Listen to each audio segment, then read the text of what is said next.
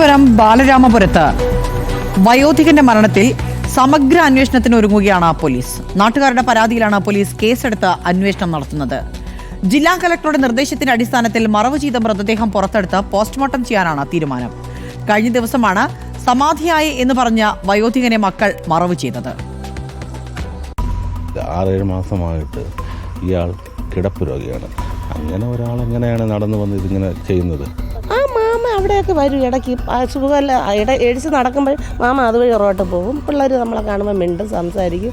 അവർ ഈ രീതിയിലോട്ട് പോയപ്പോഴാണെന്ന് നമുക്ക് അറിഞ്ഞുകൂടാ. പണ്ട് മുതലേ അറിയാം പുള്ളി. അവർ യൂണിയനിൽ ജോലി ഉണ്ടായിരുന്നു, ചുമട്ട് തൊഴിലാളിയായിരുന്നു.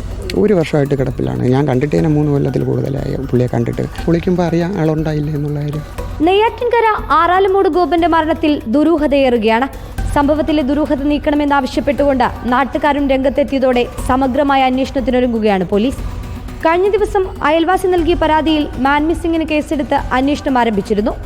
2 മക്കളുടെയും മൊഴികളിലുള്ള വൈരുദ്ധ്യവും കിടപ്പ് രോഗിയായിരുന്ന അച്ഛൻ എങ്ങനെ നടന്ന് അതുവരെ പോയി എന്ന സംശയവും ദുരൂഹതയുടെ ആക്കം കൂട്ടുന്നു. സ്ലാബ് പൊളിച്ചുമാറ്റി തന്നെ പരിശോധന നടത്തണമെന്നാണ് പോലീസിന്റെ ആവശ്യം. അനുമതി തേടിക്കൊണ്ട് കഴിഞ്ഞ ദിവസം നെയ്യാറ്റിൻകര പോലീസ് കളക്ടർക്ക് സമർപ്പിച്ച റിപ്പോർട്ടിൽ ഇതുവരെ മറുപടി ലഭിച്ചിട്ടില്ല.